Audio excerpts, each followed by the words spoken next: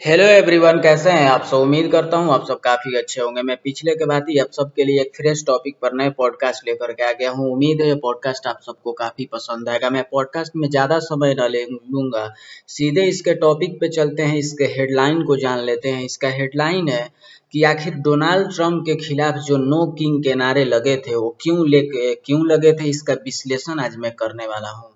तो आइए इस चर्चा को आगे बढ़ाते हैं। नो किंग्स कोई राजा नहीं अमेरिका में 2025-26 के दौरान उभरा एक बड़ा विरोध आंदोलन था। इसका मुख्य संदेश था कि अमेरिका एक लोकतंत्र है, राजतंत्र नहीं है। प्रदर्शनकारियों का आरोप था कि राष्ट्रपति डोनाल्ड ट्रंप कुछ ऐसे कदम उठा रहे थे जिन्हें वे अत्यधिक केंद्रीकृत सत्ता, लोकतांत्रिक संस्थाओं पर दबाव और राजा जैसी कार्यशैली को मानते थे। इसे नो किंग्स नाम क्यों रखा गया? अमेरिका की स्थापना ही ब्रिटिश राजशाही के विरोध से हुई थी। इसलिए नो किंग्स का नारा अमेरिकी इतिहास और संविधान से जुड़ा एक प्रतीकात्मक संदेश था। अब जरा आप गौर करिएगा कि ये क्या बोला जाता है, अमेरिका की स्थापना ब्रिटिश राजशाही के ही विरोध में हुई थी, वहां नो किंग्स के नारा लगना लाजमी है। इस आंदोलन के समर्थकों का कहना था कि अमेरिका में कोई व्यक्ति कानून से ऊपर नहीं है, चाहे वो राष्ट्रपति ही क्यों ना हो। इसी विचार को व्यक्त करने के लिए नो किंग्स का नारा को अपनाया गया। सत्ता के अत्यधिक केंद्रीकरण का आरोप। आलोचकों का आरोप था कि ट्रंप प्रशासन कई महत्वपूर्ण निर्णयों में राष्ट्रपति की शक्तियों का बहुत व्यापक उपयोग कर रहा था। विरोधियों ने इसे लोकतांत्रिक संतुलन के लिए खतरा बता दिया। ट्रंप प्रशासन की कठोर आव्रजन नीतियों और कार्रवाइयां जो है उसका विरोध का बड़ा कारण बनी। कई प्रदर्शनकारियों का मानना था कि इन कार्रवाइयों ने नागरिक स्वतंत्रता पर असर डाला। सैन्य शक्ति के प्रदर्शन पर भी विवाद हुआ। 14 जून 2025 को अमेरिकी सेना के 250वीं वर्षगांठ पर आयोजित सैन्य परेड और उसका ट्रंप के जन्मदिन के साथ संयोग भी विवाद का विषय बना।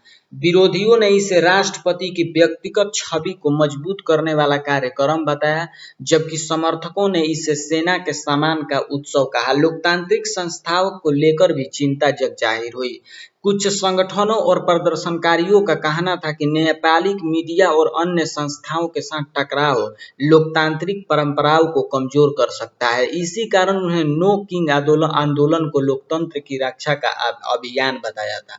मुख्य आयोजक जो है प्रगतिशील और ट्रंप विरोधी समूह थे, जिनमें ये क्या बोला जाता है 50,501 ये क्या बोला जाता है मूवमेंट इंडिविजुअल और मूव ऑन जैसे संगठन शामिल थे। हालांकि आंदोलन के समर्थकों का दावा था कि यह केवल किसी पार्टी के समर्थन या विरोध का विषय नहीं बल्कि लोकतांत्रिक सिद्धांतों की रक्षा का प्रयास था। ट्रंप समर्थकों का राय क्या था कि ट्रंप समर्थकों ने कहा कि नो किंग्स आंदोलन की आलोचना किया उन्होंने, और तर्क क्या था कि ट्रंप लोकतांत्रिक रूप से चुने गए राष्ट्रपति हैं। ट्रंप राष्ट्रपति के संवैधानिक अधिकारों का उपयोग करना, राजा बनना नहीं है।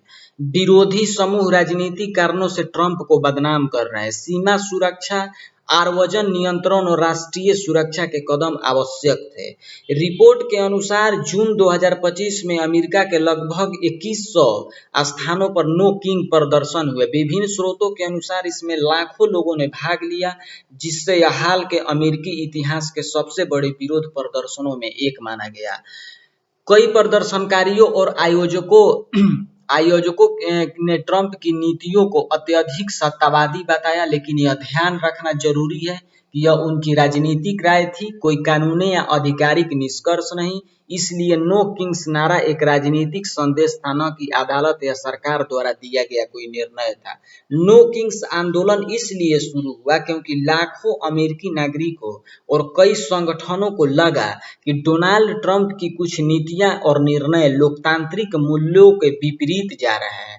उन्होंने यह संदेश देने के लिए नो किंग्स का नारा अपनाया कि अमेरिका में किसी भी नेता को राजा जैसी असीमित शक्ति नहीं मिलनी चाहिए और एक लोकतांत्रिक लोकतांत्रिक देश में होना भी चाहिए, ये मैं भी कहता हूँ। दूसरी ओर ट्रंप समर्थकों का मानना था कि राष्ट्रपति अपने संवैधानिक अधिकारों का उपयोग कर रहे थे और विरोधियों ने राजनीतिक कारणों से इस आंदोलन को बढ़ावा दिया। इसलिए नो किंग्स आंदोलन को समझने के लिए दोनों पक्षों के तर्कों को देखना आवश्यक है। तो उम्मीद है कि ट्रंप के खिलाफ में नो किंग्स के नारे क्यों लगे, इस पॉडकास्ट के माध्यम से आप सबको क्लियर हुआ होगा। तो मुझे यानी कि संकेत सिंह राजपूत को दीजिए इजाजत, नमस्कार।